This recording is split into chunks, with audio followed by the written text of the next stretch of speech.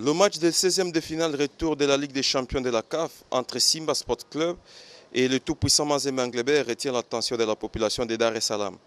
Même si les drapeaux ne sont pas visibles à travers les rues comme c'est le cas à Lubumbashi, tous les journaux qui paraissent dans la capitale tanzanienne ne parlent que de ce duel. Le quotidien sportif Bingwa posera la question de savoir si Simba était capable de battre Mazembe, car les Tanzaniens ont déjà réussi à sortir un tenant du titre, c'était le Zamalek du Caire en 2002. Mais il va ajouter que la tâche sera rude pour arriver à marquer 2 buts sans en encaisser autant. Car, souligne-t-il, les joueurs de Mazembe sont individuellement et collectivement au niveau de certains grands clubs européens.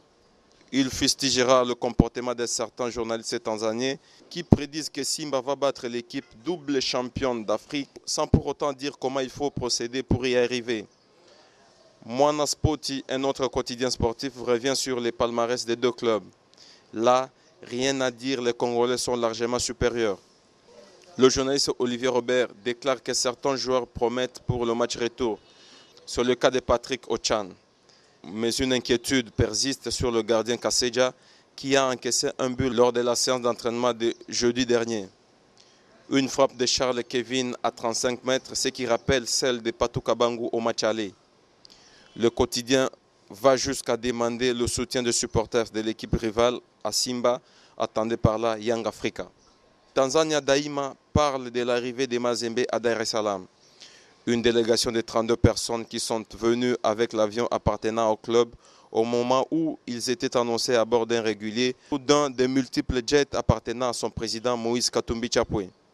Mwananchi compare cette confrontation au combat de la Bible entre David et Goliath, tout en annonçant que Patrick Firi, entraîneur zambien de Simba, a promis de profonds changements par rapport à l'équipe du match aller.